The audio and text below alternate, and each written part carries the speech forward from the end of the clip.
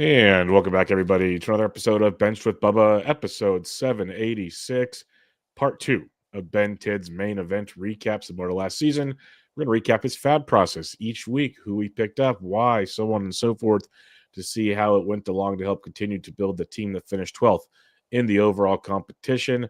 Before we get to that, though, you can follow me on Twitter at BDentric and my co-host, as always, on Twitter at BreakingBen_T. Ben Tidd, how we doing, my friend? Doing pretty good, Bubba. Back doing a FAAB show. Yeah, true. Very Last true. week wasn't one, but now we're right back at it. So it's very fitting for what we do. Pretty sure it's the last one for a while. That's what Yes, we'll this go should be with it. on this. But yeah, it's going to be interesting to look at how you broke it down. We did it last year because it's not just going through the names for the listeners out there. It's throughout the conversation. We'll probably talk different strategies and this and that. And there's more to it than just like, hey, let's look at the picks Ben made for the year. There'll be some discussion surrounding said things. For those that did not listen to episode 785, I recommend you pause and go do that. We went through all 30 rounds of Ben's main event draft. We went really deep in like the first 10 to 15 picks and then kind of flew through the back end to kind of see how Ben built the team. Now we're going to see how he had to keep the team alive throughout the season, essentially, to get that 12th overall finish, which is a very, very strong showing, of course. Before we get to that, though, I do it at this time of year on all of my shows, not just this one, Ben, so I'd feel wrong if I didn't. It's playoff season. How are we feeling in the Bronx? Not good at all. They just can't beat the Blue Jays for whatever reason. The Blue Jays had a better record on the season, and then they torched Max Fried. Heel versus Gossman was always going to be a mismatch. It's just the product of having to play the wild card when the Blue Jays can rest up and get the rotation in line. And I'm not sure. I think it's Bieber and somebody else tomorrow night. Bieber Rodon, I believe. Yeah. Rodon, he's not always a guaranteed thing, but I have faith that they'll win at least one game in New York, but I'm not too confident about the series at this point. Yep, understandable, but I had to ask because we have the other games going on as well. Nationally, game twos are going on as we speak. It's Phillies, Dodgers in the fourth. Pitching duel between Luzardo and Snell, which is music to our ears. As you said earlier before we started, I wish that got counted with Luzardo.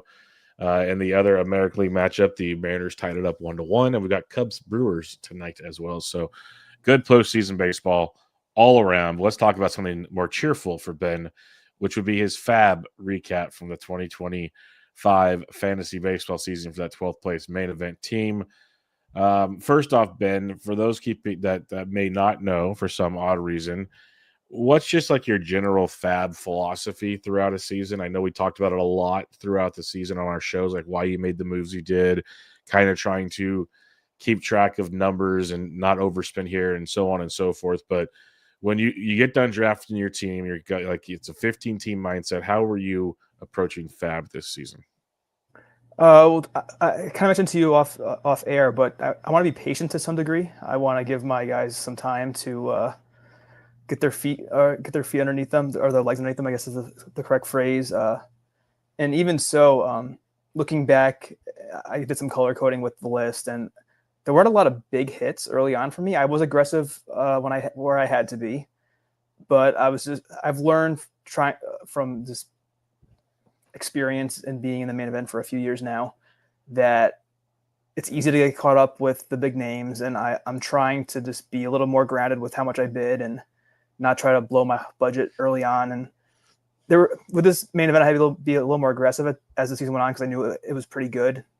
I was leading the overall early on in April and May, and I knew it had potential. So I wanted to make sure it stayed that good. And so I probably spent a little bit more than I was hoping for quicker come the summertime, but just making sure that you be mindful of, okay, how much money do I have on average? How much can I allocate per week rest of the season? And it's easy to get that number really, really low really quickly if you're not too careful with your spending. So I'm just trying to be a little more patient and conservative with my ads.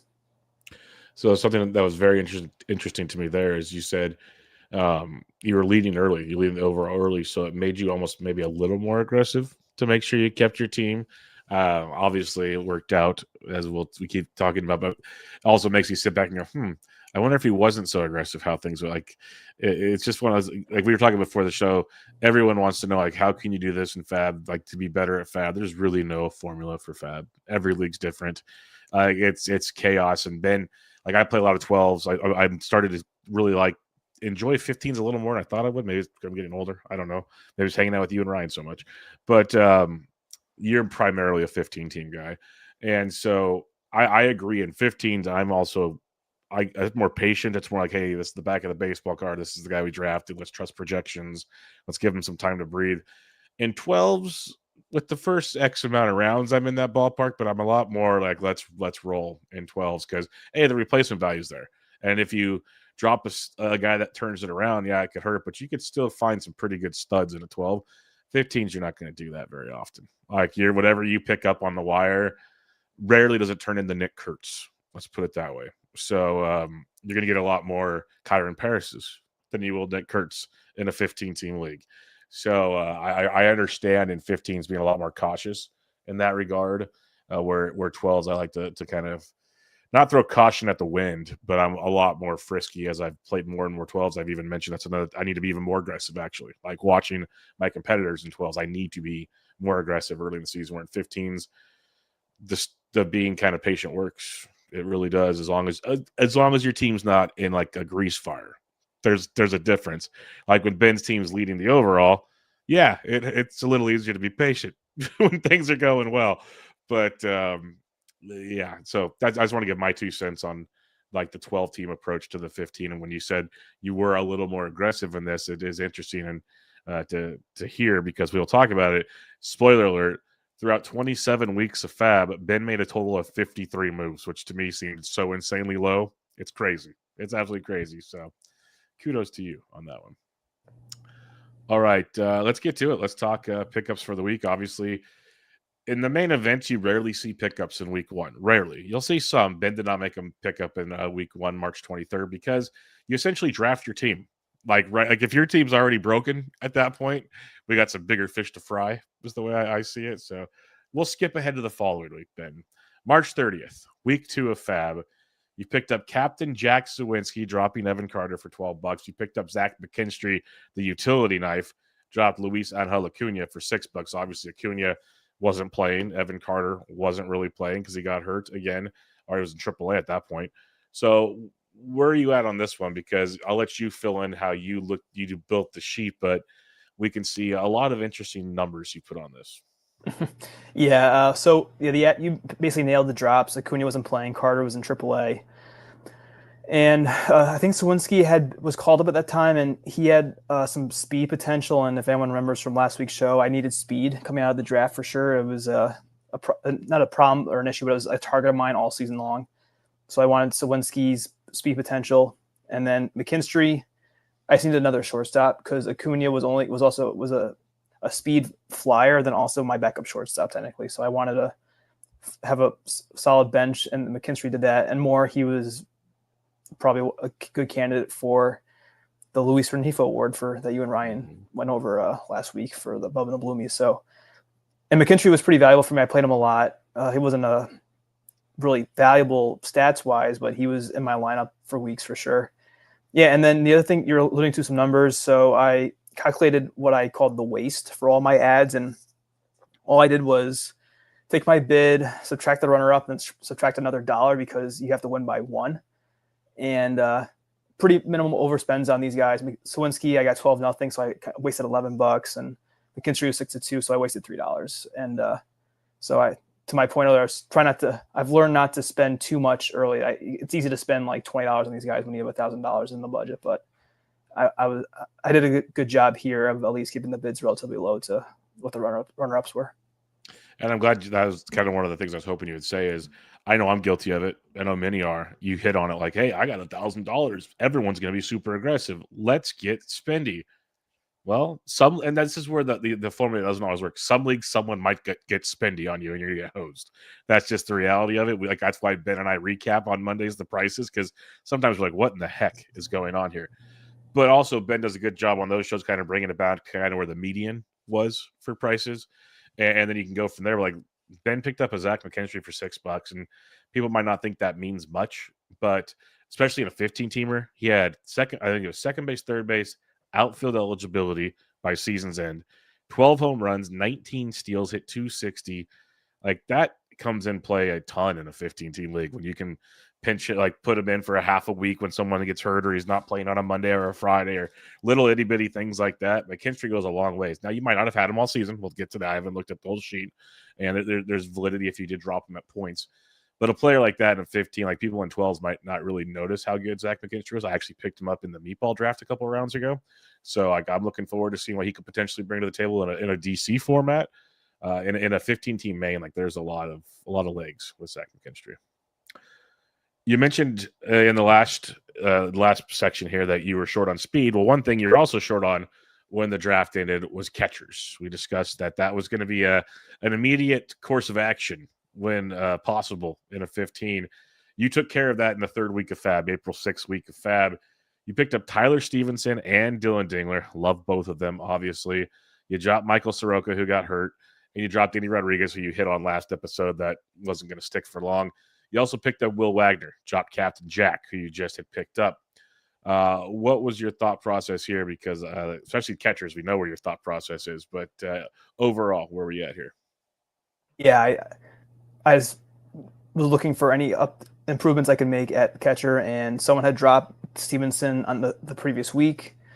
It was the only main event I think where he was dropped, and I got super lucky being in this main event. And then Dingler, he started emerging. He had a pretty good first week, and I think what's his face? Spencer Horwitz was getting close to returning, or that was the thought.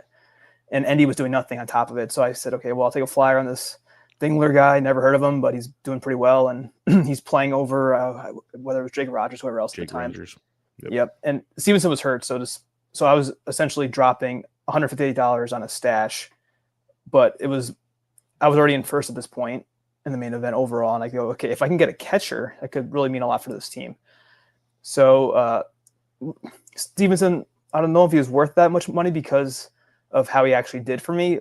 The stability was nice, where I basically was able to forget about one roster position that I had to worry about beforehand for most of the season. So Stevenson got hurt, and I ended up dropping him in the summer. And I was spent by over $100, like $106 was the difference, which it hurts, but at least it's early in the season when there's a lot of time to make up for it. And I'm not sure what Wagner was for, maybe just a stream, but no surprise that Sawinski wasn't doing anything. So I just moved on. Yep. Quick ad drop. That is a part of the game as well. The catchers thing is a couple points on that. You mentioned you're lucky because it was the only league Stevenson was dropped. There's a lot, like people, like the term sounds horrible, but there is a lot of luck in fantasy, folks. Like there's a ton of skills. Not going to knock that at all. But you got to run pretty darn good. We talked about that on many shows now, that to be in the league where Stevenson was available is a big punch. Now, like you said, also didn't play great, got hurt again. Like there was factors throughout the season. The other interesting part is you mentioned the waste with Stevenson. He was also your highest bid all season, winning bid all season, and it didn't pan out. So the lesson there, kids, you can do it without getting the big one. Like that's just part of it. Like, hey, you can spend all the money. It doesn't always work out, but sometimes it's worth taking a shot, because if Stevenson lives up to the projections that you liked, then that's an amazing pick, no matter what quote unquote waste there was. He just never really got healthy and lived up to the expectations. So that makes sense. But Dingler helped a ton. And it's nice that 3 weeks in, you're already on paper covering up one of your biggest holes out there, which is pretty convenient. Definitely. All right. The next week you made one move. You picked up Ben Lively, dropped Will Wagner 18-15, assuming that was a streaming pitcher situation. It was, and I have my team stats pulled up. If you're a member of the Bubba and the Bloom Patreon, Ryan showed everyone how to look at these, and for me, it actually worked out. It was, I think, my only stream of the year, technically, like a 1 week stream, and Lively got a win, 5 1/3 scoreless, a .94 WHIP, and 3 Ks. So it worked out. Not a bad stream. That's pretty cool. Look at utilizing the tools or at least the lessons learned from Ryan Bloomfield. That's good stuff there. Yeah, like I think Ben Bingham just did that. He mentioned it in the Discord. He went through his 27 weeks, and he was like, I don't know if I should have done that, basically, because it was like you learned a lot of good, but a lot of like, oh no. So, but that's baseball in a nutshell. Yeah, I look Yeah, every week myself for my teams just to see how they do week by week. well, it makes sense. It's something that I should probably do more of. I just don't because that's how it doesn't come on a yellow pad, so it's kind of difficult for me. That's chess. Um, yeah, yes. But the next week you did some more catching work here, and this is where I'll save the homer in a minute. But Edgar Caro dropped Danny Jansen. Jansen was expected to be the starting catcher for Tampa Bay. Didn't quite pan out to the success people were hoping for. Caro just got called up. Got called at the same time as Goose, I believe. It was the same week when this took place, or very close to it. You also got Alex Verdugo, dropped Ben Lively, who the 1 week stream you mentioned. Verdugo just got picked up by the Braves. What was your thought process here with Caro and Verdugo? Yeah, Jansen was struggling pretty badly. I think average may have been one of my lower stats at the time, and Caro, that was his calling card based on what I had seen through the prospect reports. And not that I'm big in that stuff, but he seemed like he could hit for a good average. And at the time, there wasn't Kyle Teal yet, so it seemed like Edgar was going to play all the time. He did have he was like on and off all year playing full time, but I think there were rumors of Agustin Ramirez getting called up soon, and I didn't want to wait. So I figured I'll just take the chance, see if I can get Caro. Looking back, I could have used Agustin steals, but who knows if I would have outbid whoever got him. So it's whatever. But Caro, he was kind of a little bit of disappointment compared to Stevenson, just based on how he did for me. Caro, I think his average for me, Caro, was 235, no homers, and 102 at bats. So it seemed like a good at the time, but he's a rookie and they can struggle. So that's kind of what happened. And Verdugo, it was just more of he's going to play for a good team, hopefully play all the time. Pretty valuable in a main event. Yeah, Caro on paper, I liked him a lot for the hit tool. Also, kind of got it going later in the season, obviously after you moved on from him for valid reasons. Guy to keep an eye on for 2026. But so far through 5 weeks of FAAB, Ben has spent $216 on catchers. So just throwing it out there, folks. This is the fun that we play at this position. We also mentioned Ben needed speed, Ben needed catchers, Ben needed saves when we left last week. Well, in week 6, Ben got a big one here. Picked up Will Vest. This was his second most expensive ad of the season. Dropped wonderful Zach Veen, who, remember, folks, Ben was one of the only guys that drafted Zach Veen, so he didn't have to pay the premium when that took place. But this was a 134 to 126 bid, very strong. He also re-added Michael Soroka and dropped Dean Kramer. So I'll let you have the floor here. Will Vest is a guy that you stayed strong on all season when there was even the Finnegan rumors later in the year. And then he re-grabbed Soroka. So what's going on here in week 6? Yeah, so I'll go over Vest first. If anyone remembers, probably not, but my RP2 was Justin Martinez. And at this point, I think he had the week off. His velocity was declining in his starts. Martinez was wild. He had some pretty rough outings, and then Vest became available, and I said, okay, this is feeling very bad for Martinez. Either he's hurt or he's going to lose the job, both. And I said, well, my team is still in the top of the overall, and I didn't want to go an extended stretch without an RP2 if Martinez did get hurt or lost the job. And it was risky, but it paid off because Vest was huge for my team. Even though I ended up dropping him, we'll get to that eventually. But his stats for me, Will Vest, on the season were 5 wins, 18 saves, a 3.71 ERA, and a 1.37 WHIP. So the ratios were actually hurt compared to what my team had, but the 5 wins and the 18 saves for $134 was pretty worth it to me. And then Soroka, I think I forget why I dropped him originally, but he was I put him in orange here for so I put Vest as green for the people listening that can't see this. So green, Vest green means like awesome ad, huge for my team. I considered Vest that, and Soroka was solid. He ended up getting hurt, but he had a pretty good whip for me. His ERA wasn't the best, 69 Ks and 59 innings for Soroka, only 2 wins, but from where I drafted him and then re-added him, that's a pretty good pickup in a 15, I think. I remember Soroka was a name we talked about a lot because it was, even when the week-to-week numbers might not have looked great, like the K to walk was always awesome. The Sierras, all that stuff pointed to a much better pitcher than was happening. This was when he was at Washington before he got traded over to the Cubs, where that obviously didn't last long. So he was especially in a 15, Soroka had a ton of viability in this format. So you jumped on that early, and I can see why you have him yellow here. And for $24, not too shabby. Week 7, J.P. Crawford dropped Matt Wallner. I know Wallner's a guy you and I both have always had a little soft spot for the power department. That did not work out. You also picked up Eric Lauer, dropped Dylan Dingler. So now we're starting some more catcher switching and matching and all that good stuff. Lauer turned out to be pretty good, but Dingler kind of turned out to be pretty good also. So what was your thought process here with the Crawford and Lauer ads? I think Crawford was kind of the same explanation as Alex Verdugo, going to play all the time. I think he had just been dropped, so I added him probably the week after he being Crawford was dropped, and Wallner had just gone on the IL with the hamstring, and he was going to be out for a while, so I didn't want to hold him when I was also stashing Manaea, if anyone remembers. And then, because I dropped Dylan Dingler, it means that Stevenson was back, so I'll get into that, yeah. So Crawford was like more of a 15-team bench piece, and I played Crawford a lot throughout the season, so that's why I gave him an orange color. And Lauer,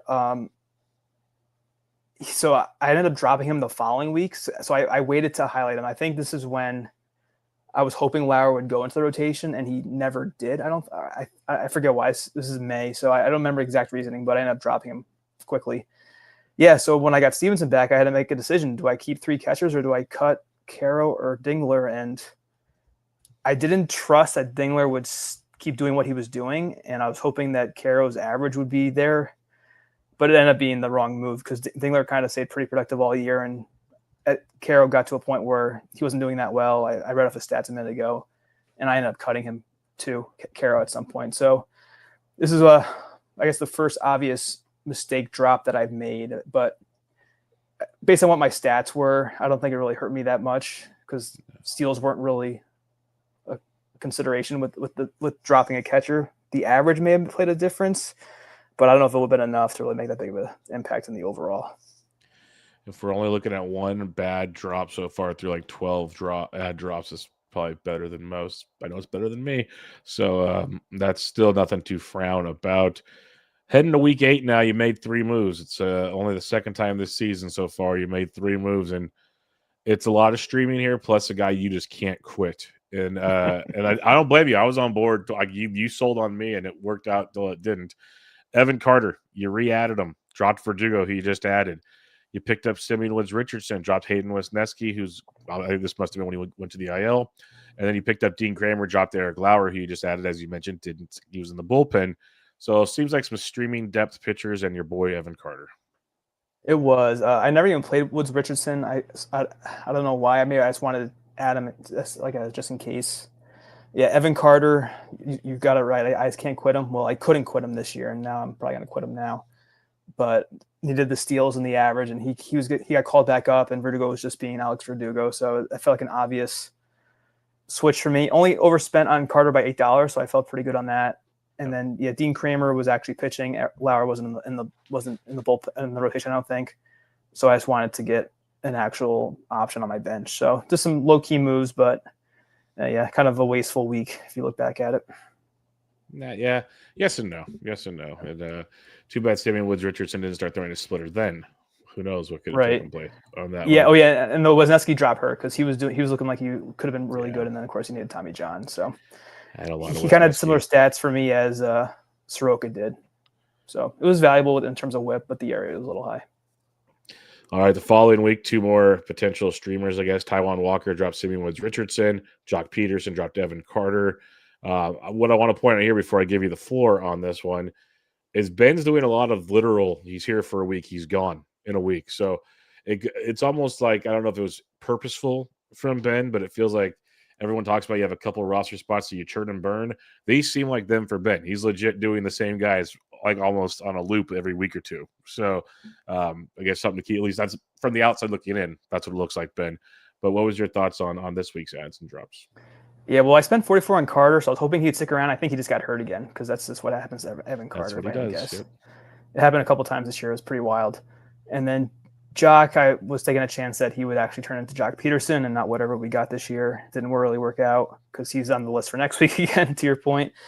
And I think Walker was a stream, and it didn't work out too well. I think Woods-Richardson got sent down after I added him. And so I said, okay, well, I think Walker had a good matchup. It didn't turn into a good start, but it wasn't anything too terrible. As Ben mentioned, we're going to see these names again. Then those names come in week 10 the following The exact week. same too. Yeah, Mike Talkman was picked up, and Jock Peterson was dropped because we all know Jock Peterson's thing didn't work out too well. And then Yohan Moncada was added. Taiwan Walker was dropped. Another point I want to make here, if people are kind of paying closer attention than just names, it's not always pitcher for pitcher, hitter for hitter. I know I'll get sucked into that once in a while with ad drops, and others will too. Just fill the team needs, folks. It's that simple at times. You just churn the roster for whatever you need. What were you doing this week with Talkman and company? Talkman was kind of like the Verdugo thinking. He's going to lead off for the White Sox, maybe steal some bags every once in a while, should hit for a decent average. And I had him on my team, Talkman, for a little bit, a little over a month. So he ended up being a pretty useful ad. Stats-wise, how did he do for me, Talkman? 320. Actually, it was really good. He had 328 for me, only 61 at bats for my team, so it didn't really have a huge impact on the average, but it was a positive. 2 homers, no steals, so pretty good for $12. And then Moncada, he was gone in 2 weeks after that. I think he was just coming back, and I was just looking for someone who was good, and I think I had a surplus of pitchers at the time, so that's why, to your point, that's why I dropped Taiwan Walker right after I added him. So, Not major ads either, so really only one big ad so far through 10 weeks, which was Will Vest, but a couple useful ones along the way too, like Stevenson, Dingler, Soroka, Crawford, but only 5 across 10 weeks so far that I really thought were valuable to my team. Yeah, 10 weeks, a lot of guys added, same guys dropped scenarios. There, a couple bids over $100. We don't see one of those the rest of the season. So he had 2 all season over $100. We had one that came close. We'll talk about that later. But yeah, so you're seeing Ben spend heavier early, not insanely heavy, but heavier early, and obviously shrinks as it comes down, and that leads to actually closer bids. I guess, quote unquote, less waste as the season goes along as well, which would make sense as budgets drop. But let's head to June as we're wrapping up here. Ben's probably still close to the top of the overall like he was all season. He's hoping to keep things moving along here. And on June 1st, he added Ryan Gusto, dropped Zach McKinstry. So he had Zach McKinstry for about 2 months. We talked about that flexibility. Got a little 2-month run out of him. Gusto came up with the Astros and was supposed to be the next one of the next potential big things. And then we have another catcher entering the chat, and Victor Caratini, who I love, always have a soft spot for, dropped Edgar Caro. But for $4, this is where you can stream catchers as the season goes along quite affordably, in my opinion. Where were you at here on the Gusto and Victor Caratini ads? I think Gusto was just trying to get an upside pitcher. He ended up not really turning it into anything, which is fine. I only spent $6 on him. And Caratini, so I mentioned how I was going to drop Caro eventually, and Caratini was playing as DH and first base all day or every day for the Astros when Yordan was hurt. And of course, Caratini's stats for me weren't good.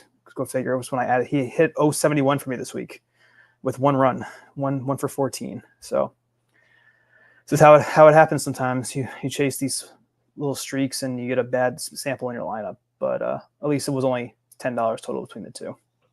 Yep. Nice and cheap. Move on. Figure it out from there. The following week, 3 more ads. Victor Caratini gone for Willie MacGyver for the A's, which that was an interesting one because it worked at times. Other times, like, what the heck are we doing here? But I think as a whole, you'll probably have the numbers. Wasn't horrible. Got Leody Taveras, dropped Yohan Moncada for as long as Taveras was around. Then you got Chris Bassett, dropped Pablo Lopez. Obviously, Lopez got hurt for those keeping track at home, so that was a big blow. But Ben got about 2 months out of Pablo, which is pretty darn solid. And Bassett, he was a pain to roster, but was very successful at the same time. What were your thoughts on these 3 moves? Yeah, you basically hit it. So this was my first really big blow to my team, which was losing Pablo Lopez. And I didn't, because I had already had Sean Manaea. I didn't want to stash Lopez as well. I was hoping, okay, maybe I can add him back, him being Lopez, before he comes back for cheap. This never worked out that way. And then Bassett had just been dropped in. When you're losing your SP2 and your team's competing for the overall, I just wanted to get someone who I could kind of rely on. And Bassett's stats for me weren't the best. He had a 4.42 ERA, 1.29 WHIP, 56 Ks, 59 innings, 3 wins. So it could have been worse, but not nearly replacing what I had in Pablo Lopez. On the bench, Bassett had a 4.03 ERA and a 1.39 WHIP, so roughly the same. So he was just okay. That's useful for a 15-teamer. Not what I was hoping for, at least. And then, but I still gave him an orange coloring because you to have a veteran in the main event like that off free agency, it helps give you a good option to use each week, but it wasn't quite what I was hoping for. And this was really frustrating. Leote, I remember I added him, and then he got sent to the minor leagues that week, and I needed steals. Sorry, of the main event, and so I wasted some money there. And yeah, Willie McIver, he was home that week. I think he had a homer in the steal or something the week before, and I said, okay, well, he's playing in Sacramento. Caratini just had an awful week for me. And this is right after Langleaders got hurt, so it seemed like McIver was going to be the starter. He kind of ended up splitting after that first week where he seemed like he was playing all the time. So I don't think he really did much for me, McIver. Let's see, another bad catcher for me. I think he hit 100. So he beat Caratini's 071. McIver had 1 hit and 10 at-bats, nothing else. So just another swing and a miss. Yeah, it's 15-team streaming of catchers. You can do it, but it's not for the faint of heart, obviously. All right, up till now, through the first 12 weeks of FAAB, Ben has added no more than 3 players in a week. That changed on week 13. June 15th, Ben added 4 players this week. Business picked up, folks, and a lot of it has to do with demotions and injuries. The other guy besides Evan Carter that Ben can't quit is Alec Thomas. That is a common name thrown into the chat with me, Ryan, and Ben when it comes to FAAB a lot of weeks. So Alec Thomas dropped Leote Taveras, as you mentioned. He got sent down. He picked up Quinn Priester. Now this I don't know the exact numbers off the top of my head, but you might have been able to put this one in green. I feel like drops Ryan Gusto. Picked up Luke Weaver, who was, I think, getting saves at the time with the Devin Williams issues. Dropped Justin Martinez, who was bye-bye. And then you picked up Henry Davis and dropped Willie Mack as you're looking for another catching choice here. So I think we know the Davis situation. That didn't work. Where were you at on these 4 moves, though, for the week? Yeah, this was when we got confirmation that Martinez was out for the year. So then I added Luke Weaver, hoping that he could fill in as an RP3 at times, because I think this is also when Weaver had just gotten saves and Ben Williams was kind of losing the job. And with Vest not being a completely full-time closer still, I wanted to get another reliever because saves were probably my weakest pitching category in the overall. So going after steals and saves, Alec Thomas, he should run. He doesn't. I don't know why. I also hate how the Diamondbacks prefer him over Jake McCarthy, who we'll get to as well. For me on the year, Thomas, I added him twice. He hit 270. Well, so Thomas wasn't that bad for me. He hit 270 for me, 3 homers, 2 steals, 89 at bats, 10 runs and RBIs. So pretty valuable, but I feel like it could have been more. Yeah, and then I put Priester in orange, like you said, because it wasn't quite as good. So in my lineup, I had Quinn Priester for 65 1/3 innings. Got me 5 wins, 62 strikeouts. 3.86 ERA you'll take with a 1.36 WHIP hurts. On my bench, Priester had a 1.48 ERA and a 0.9 WHIP. So I think he succeeded in the starts that were tougher. He was kind of one of those guys where you sit him for a tough matchup, he goes off, or you have better matchups. So I didn't get the full Quinn Priester experience. So it stunk, but he was on my team throughout the end of the season. So it was a good ad in that regard. And I think that was all 4 guys. So yeah, it was a solid week. I'd say a very solid week, all things considered. Like Luke Weaver at least got your little love before that whole situation changed, and you remedied that a little bit later. Quinn Priester is a great ad. I obviously didn't get to get the best of Quinn Priester. I think it still turned out to be pretty good. But looking at the next week here, week 14, June 22nd. If I can say, so I overspent by $5 total among the 4 ads. That was good as well. That's really good. Yes, good point. And that's it kind of goes to A, less money in the pool, and it tightens things up, and B, I think you were more focused on let's just make moves to improve the team with that. You couldn't go crazy at the time because you're very conscious of saving for the end, unlike some other people. So it's kind of a combination of the two. It feels like just from talking to you week to week on those scenarios. All right, week 14, June 22nd, 3 moves here, and we got a couple greenies, and it makes a ton of sense. Jurickson Profar was added. Dropped Tyler McGill, as obviously injuries took place there. Eric Lauer was back. Dropped Dean Kramer. Danny Jansen back, dropped Henry Davis, and Jansen was better this time around. Still not great in the batting average, but better this time around. So, Ben, we said how last week, the week prior to this, June 15th, was a pretty productive week. June 22nd, what was your best week up till now? We got more coming, but best week up till now. Yeah, this was huge. Profar was, I think I was one of the last leagues to add Profar because people were already reacting for him coming off the suspension. And I got him for $18. And Which is I really mentioned good. I overspent by $5 for the 4 ads last week. I overspent by $5 for these 3 ads this week.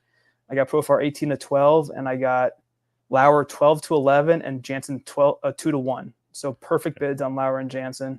Great. And Lauer, yeah. So I finally highlighted Lauer in green because from this point on, he had a 3.83 ERA, a 1.18 WHIP, 4 wins, 41 Ks, and 42 in the 3rd inning. So he became That's a great outstanding. bench ad. And it could have been even better because he had a 2.7. Where is it? Where did Lauer go? He had a 2.7 ERA and a 1.20 WHIP on my bench. So if I just played him all the time while he was in the rotation, I would have had really good numbers. But I was trying to pick my spots with him, like I typically do with my bench streamers. And Profar. So for me, this was huge. He ended up hitting.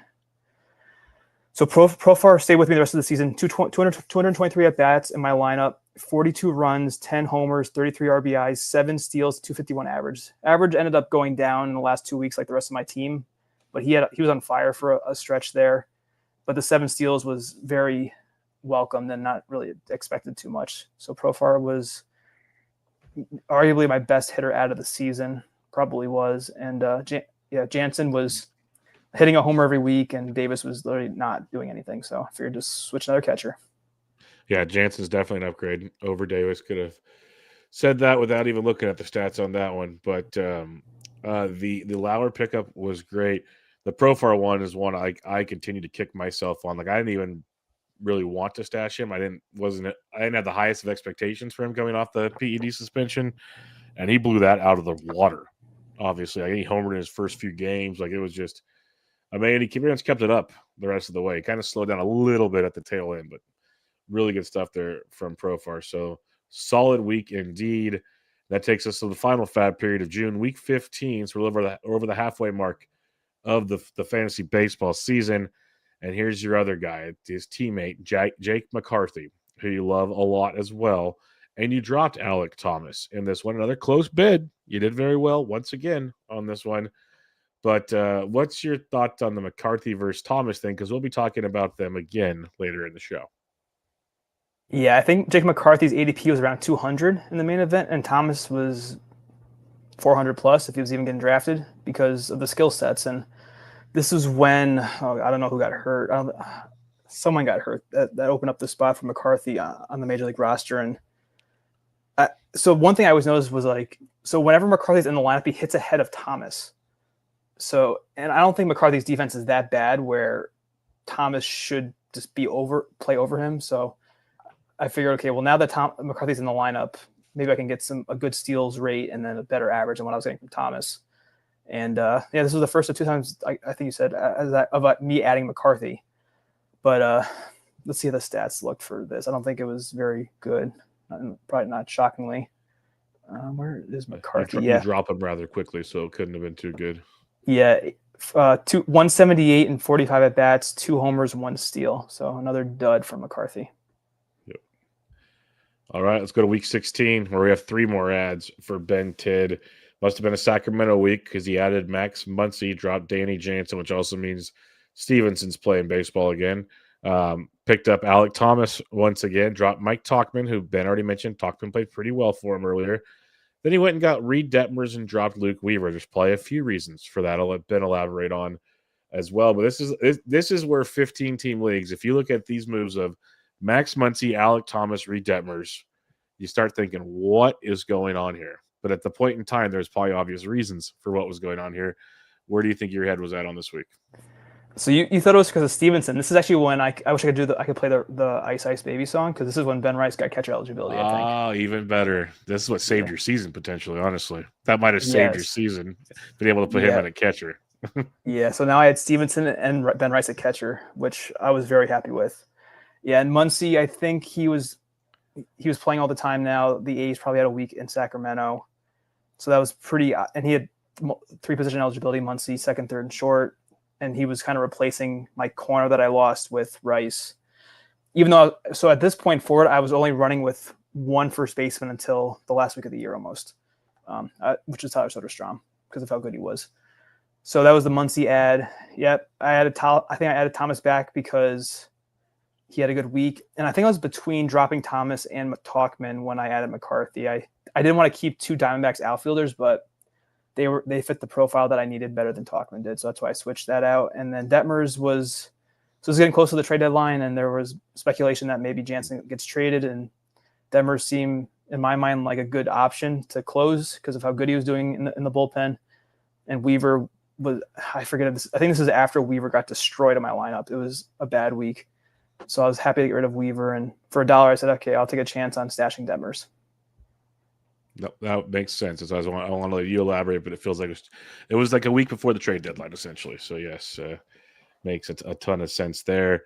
Speaking of which, week 17, July 13th, another major splash for Ben. And I just want to highlight, like, the Will Vest move earlier was 134 to 126. I'm highlighting the greens that Ben made. Profar 18 to 12, Lauer 12 to 11. So we're not even breaking $20 yet. We broke $20 here, though. Cam Schlittler 28 to 22 for Shane Smith. Obviously, this paid off for you. Like, you could have gone even higher on Schlittler and had it pay off for you. But these are the kind of moves that really make Schlitt happen on the team, personally. So, big move here. It was. And I think I said in the FAAB review, I didn't even expect to get Schlittler. I thought I was going to have a non-competitive bid, and I think I was on the lower side of all of the main event ads for him. And this goes to show, I won't say it was a keep him honest bid. It was just like, I would take him, but if I don't get him, it's fine. But in my lineup, Schlittler had so I threw him for 36 2/3 innings. Most of that was later in the season. That turned into 46 Ks, 3 wins, a 2.70 ERA, and a 1.12 WHIP. So that was huge at the end of the season. On my bench, how did he do? Basically the same, 2.90 ERA and a 1.35 WHIP. No wins though, so I kind of avoided a little bit of the WHIP damage, which I really needed. Well, you could always use a better WHIP. Yeah, yes, and story of my life. Bubba.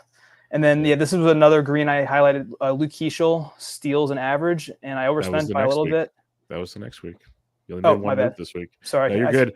I was going to set you up for this one. So basically, week 18, this was the first week after the trade deadline, July 20th. Ben needs steals. That was the point of the season. Maybe not as bad. He's made moves, but you said it. You got Luke Keeschel, and I'm surprised the bids weren't closer. That's all I'm going to say. Yeah, I wasn't really upset with a $14 overspend. It was 18 to 3. Dropped McCarthy again because he wasn't playing or sent down again. And this was a stash for Keeschel because he hadn't been back yet, and he also had util only. So I think second base was kind of getting to a position of need for me because I had Gleyber Torres, and he was good, but he wasn't really helping me in steals, which is what I needed from a middle infielder. So the idea of getting Keeschel, at least in my utility spot, and then hopefully getting second base to replace Gleyber was pretty appealing. So that's why I went in, and I was glad I got him.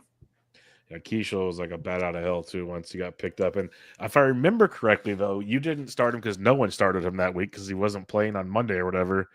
And then he's tore up the rest of the week. So some people didn't get those early stats, if I remember correctly, which is quite unfortunate.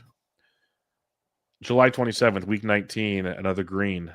Isaac Collins dropped Max Muncy for the A's, picked up Phil Maton, dropped Reed Detmers. Obviously, we thought Maton was going to be the guy in Texas after the trade deadline. We know that did not pan out, but Isaac Collins, that panned out for a while until they had a kid, and it never really was the same after that. Yeah, usually it's the other way around. They get the dad strength, and but I think what happened was I don't know if Perkins was always in the picture or not, but they had too many outfielders in Milwaukee. So at the end of the year, it got a little messy for Collins. But in my lineup, he was a win, 5 steals, 258 average, which I kind of wish was higher. I think that went down later in the season. But the 5 steals and 132 at bats, 3 homers, 26 RBIs was really good. So he was definitely deserving of a green. And then Maton, this is kind of a disaster compared to the it's a disaster when it comes to another ad. So this is when I was speculating on what would happen following the trade deadline with the Rangers. And Detmers didn't get the job because Jansen didn't get traded. So I said, well, I'll see if I can sneak Matan, and I got him for $3. So it worked. I thought it worked out.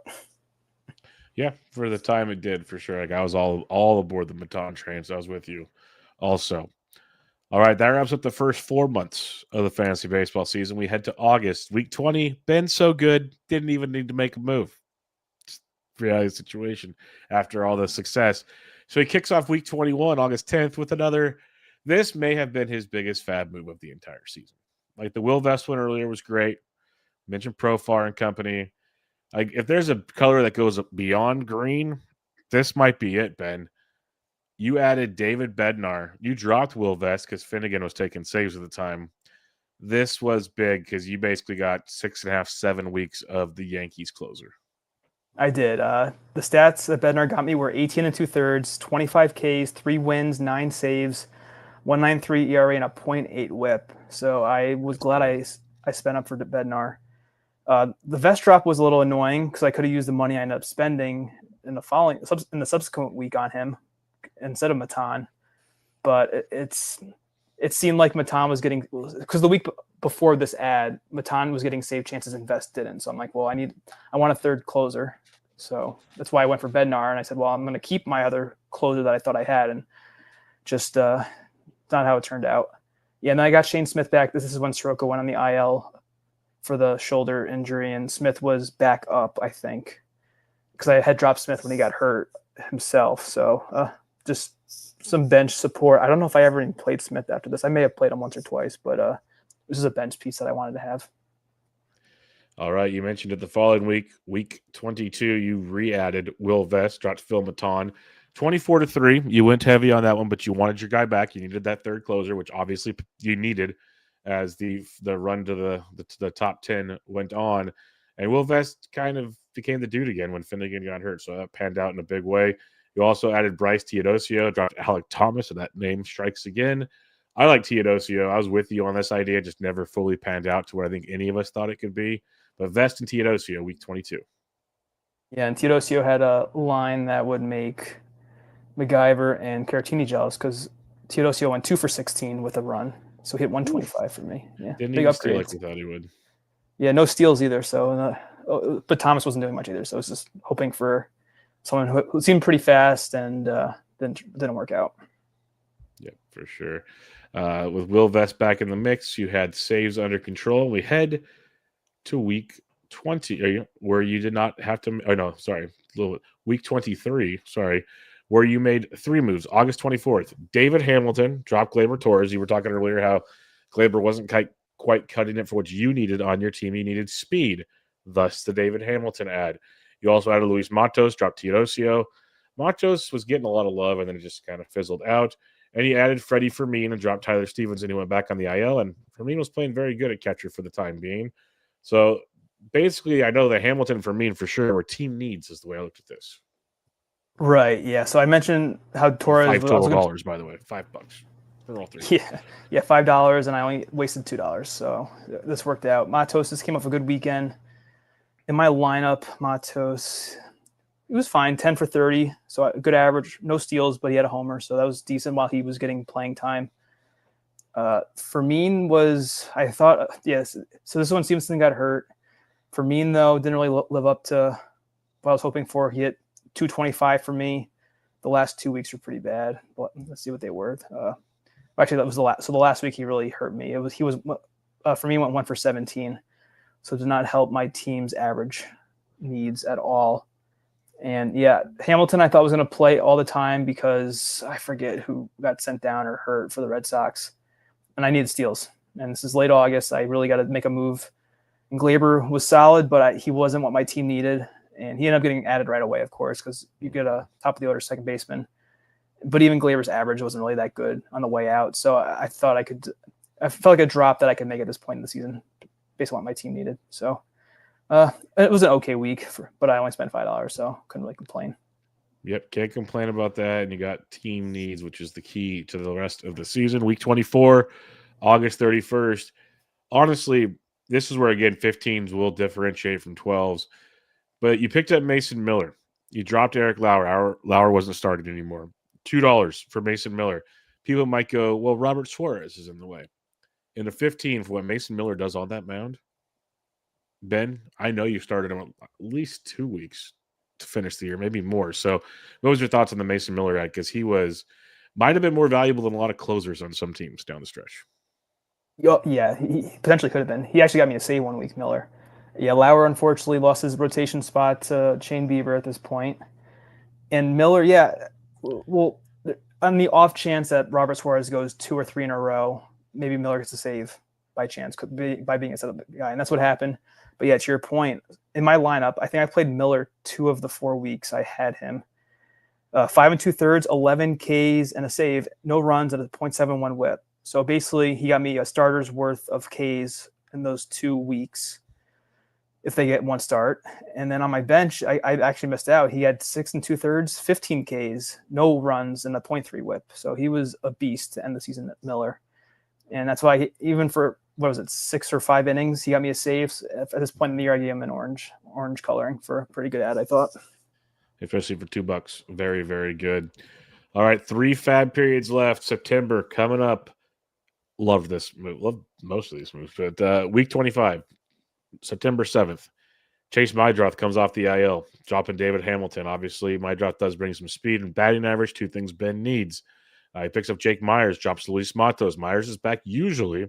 Myers brings batting average and speed.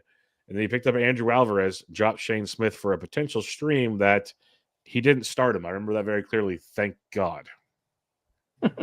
Yeah, I forget if this is the week or not, but he had the good debut, Alvarez, and I said, okay, well, I'll take a shot. And I think Smith had a bad schedule, so this is why I dropped him, because I didn't think I was going to play him in any of his remaining starts. Yeah, so you think Myers and Mydroth were going to help me, so let's see what their stats. Jake Myers, 200, 1 steal for me in 45 at-bats, and then Mydroth, 188 and 69 at-bats with 1 steal. It was really the last 2 weeks where they both cratered with the rest of my team. Week 26, Myers was 2 for 21, and then he went 0 for 6 in week 27. He got hurt. Mydroth, he went 5 for 22 in week 26, and then 2 for 27 with a steal in week 27. So that's an 0.74 average when I'm fighting for average in the last 2 weeks. So I played them both because of what they could bring, and they're part of the reasons why I fell from 4th and ended up in 12th because of the average and lack of steals. But it was the right move based on what they do. It's just that's just how the chips fell with how their stats were those last 2 weeks. Yep, I just love the availability of guys like that in the 15 to try to boost things because on paper, like you said, the right move. Sometimes things don't pan out, but it seems like the direction worth going. Every day. Exactly, every day, and like usually they hit for average and some speed. Like that's just what they do more often than not. They don't go into funks like that. But like you said, your whole team kind of did at that point in time, and it's mine did too. So all the good stuff there. Week 26, September 14th. Stop me if you've heard this before. Jake McCarthy is back on Ben's team. He dropped Sean Manaea. And he also added Sal Stewart, dropped Andrew Alvarez. Stewart was one of the more tilting fantasy ads down the stretch. We knew how good he was. It was just like, hey, Reds, play him, is what it came down to with Sal Stewart. So where are you at on these 2 moves? Yeah, Stewart actually worked out because I think he went – where is he? I got to find him. First base. Yeah, Stewart went 4 for 13 with a homer, 308. He carried my team in that week 26 because his average was 308. So I was thankful for that. McCarthy, of course, did nothing. So you mentioned, Manaea was a drop. So I waited God knows how many weeks for Manaea. These are his stats for me. 28 in the 3rd innings, 34 Ks, 1 win, a 6.04 ERA, and a 1.16 whip. So ERA did not help. And then on my bench, he had 22 and 2/3 Manaea, 30 Ks. So the Ks are always there. No wins, no saves. He had a 5.40 ERA and a 1.34 whip. So I avoided more bad than I got from Manaea. But the moral of the story is don't add injured players that are holds because they can work out, but you're missing out on a lot. So who knows what I could have gotten in place of that Manaea spot throughout the season. But I don't know. It still allowed me to, I still finished in 12th despite it. So who knows what I could have done, but maybe the ceiling was higher. Agreed. Who knows, but potentially could have done more. And the final week of FAAB, week 27, September 21st, we end with a banger. Darrell Hernandez We dropped Chris Bassett for a whopping $1, Ben. I'm pretty sure it's just a Sacramento play, my guess. It was just in case. I didn't even play him that week, Hernandez. Yeah. I think I wanted another corner because Sal Stewart wasn't playing. So I realized, okay, well, I'd rather just keep the hitter, and I dropped Bassett, who I knew I wasn't going to play. He ended up getting hurt anyway, so it worked out. But yeah, I ended up dropping Shane Smith, Minaya, Alvarez, and Bassett. So I cleared house on the starters to end it. And I ended up, I mentioned this, I think, in last week's show, or I think it was one of the FAAB shows. I ended up with one bench pitcher in week 27, and I had 6 hitters to choose from. It's like the week 25 or 26 FAAB was basically like, hey, you want as many hitters as possible. Don't waste them on pitchers you're not using. I remember you made that very clear. So you practiced what you preached, which is good. Of course, Bubba. Got to do that. Well, but the way you did it also, it wasn't like, hey, I got to drop them all the final week. You dropped them like the final 3 weeks to make it serviceable for your club, which is also another approach that honestly didn't even crack my brain. So it should have, but no surprise, it didn't crack my brain. All right, so it's 27 weeks of FAAB, Ben. You quote unquote wasted a whole $350, which I think if most people looked at their teams, they'd love to be like, yeah, I only wasted $350. That would be pretty sweet. Looking back, obviously, it's all captain hindsight right about now. Anything you would have loved to have done differently, or think you should have done? Like, obviously, you can always say, well, this guy didn't produce. I wish I didn't add him. But just looking at the process that you could have done differently. No, I think I did a good job being efficient. There's no way of knowing if you're going to be efficient. You just kind of have to feel out the player types. And I always say this bid what you feel comfortable bidding, not what you think you should bid, I think is a big key. Because even if you get the guy that you want, they may not do anything. Happened to me plenty of times, even though I was efficient with my bids, like Edgar Carroll, for example, or Evan Carter was pretty efficient when I added him the first time. Even Chris Bassett, was he worth spending almost $100 on? I don't know, but you can only do so much in the moment. And yeah, of course. So I wasn't really aggressive with Nick Kurtz, Jack Haggs, Agustin Ramirez, Chase Burns, none of those guys, just because I just try to avoid those high price rookies. If I went for Jack Caglianone, if I instead of Kurtz, I would be really upset. But it's not shade at Ryan or anybody else. It's just similar profiles, similar prospect hype, and one completely tanked, and the other one was probably the runaway rookie of the year. So who knows what can happen. Yep, and that's kind of the joys, and like, you know, it's one of those things. Well, if you would have been aggressive on, say, Nick Kurtz, does that take you into like there's just those silly questions. But to your point, if I didn't get Kurtz and you got Cags, you might not even be in the top 20 right now when we're talking about things. So a lot of moving pieces could take place there. I wanted to also comment on a few things. Like, so I mentioned you didn't spend a ton on, like, Bednar was $98, Bassett was $84. Vest was $134 the first time. Stevenson was $158. So those are your like 4 or 5 highest bids, and they all panned out, all things considered. So that's also a very successful season. Does that always work? No, but that's a very solid thing. You only had 2 bids over $100. If you count Bednar at 98, you had 3. So it's also very efficient along the lines. Another efficiency thing I wanted to mention is kind of watching as you were talking. Over the last 5 weeks, Ben made 10 roster moves, spent a whole $16, a whole $16. That's he had in those 10 roster moves. There was one $3, 4 $2, and the rest were $1 bids. So, point being, you could make changes as the season, even towards the end, quite affordably. Another question I have for you now. We'll transfer this over to the back page, and you did a by position with this. You had 14 outfielders, 13 starting pitchers, 8 catchers, 7 relievers, 3 middle infielders, 2 util, 2 third, 2 second, 1 short, 1 first. So 53 total moves. Infield was fine. Outfield, you had to make some moves, but I want to start with catcher here. You made 8 catching moves. 8 catching moves. Obviously, you still finished 12th overall. Is this an approach you'd like to take going forward? Well, I think I said in the draft review, it wasn't really the plan. It's just kind of how it worked out, because I did have plans to pick a catcher earlier. I think I had listed Austin Wells as my target, but the hype for him got really high coming out of spring training. and I just didn't. I wasn't quick enough, but at least I know it's doable because I know people have debated on pods throughout the year whether they're doing a catcher preview or they're just talking about catchers randomly, how they prefer to not spend at catcher or they want to spend at catcher. I think format is important. In a DC, I'd much rather spend at catcher because I don't have the luxury of adding crappy catchers 8 times throughout the season.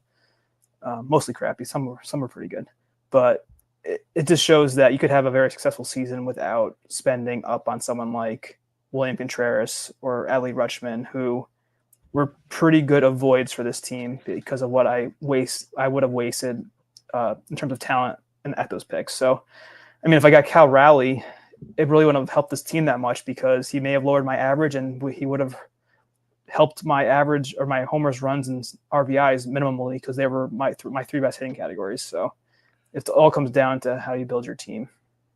Yep, that's a great point there in the end. How you build your team is a great way to put that. Looking at some of your starts here, a number of ads by dollar range. I'll let you kind of run away with this if you like, but obviously, just in general, you added between starters and relievers, you added 20 pitchers, which means you had 33 hitters, which makes a ton of sense. But when you look at a number of ads by dollar range, what stands out to you here? A lot of cheapies. I had 29 ads between $1 to $10. That went down to 13 for 11 to 20, and only 4 and 21 to 30. So it's really surprising that across the entire year I spent that much. I did a good job of that being cheap, I guess, Yeah. or being disciplined, I guess. Because you mentioned the big spends. I had the Stevenson in the 151 to 160 range. I had the Vest in 131 to 140. Bednar just below 100. Bassett just below that, and it was like 84, and then Edgar Caro was 51 to 60. So I picked my spots with knowing what I need, and I think the Bednar and Vest are good examples of me knowing that I'm okay with being not having a necessarily safe RP2 because guys will appear in season that are pretty obvious ads, hopefully, because Vest was getting pretty good usage the week before I added him, and then the Bednar emergence after the trade deadline was pretty clear that he was going to be the guy. So I much rather spend.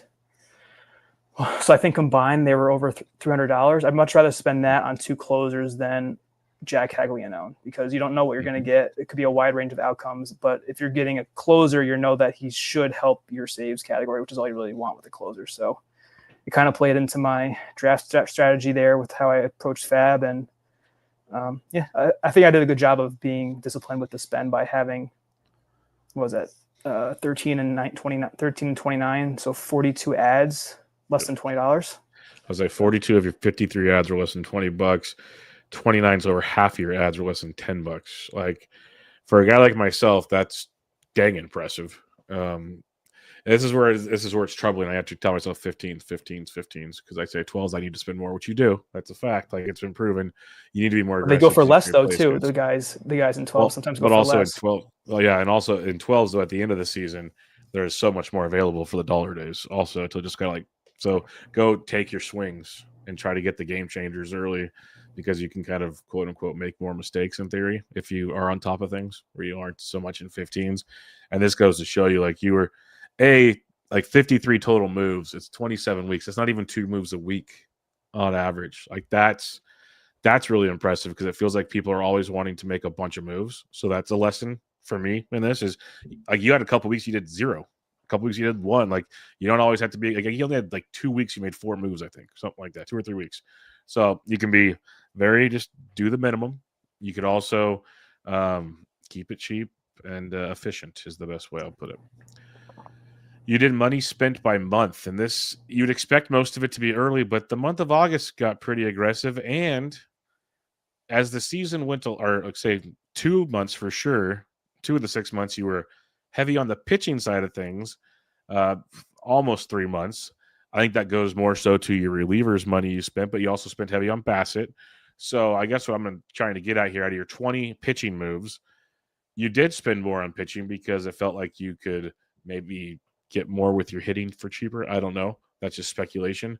But what would you say when looking at that chart?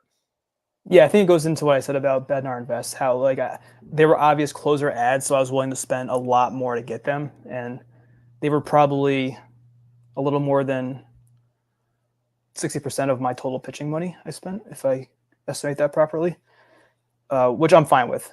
And it was almost a 50-50 split. It was 508 hitting, 492 pitching on the season, which is kind of interesting, I think, even though the ads weren't that way. So I spent more per pitcher than I did per hitter. That's interesting to know.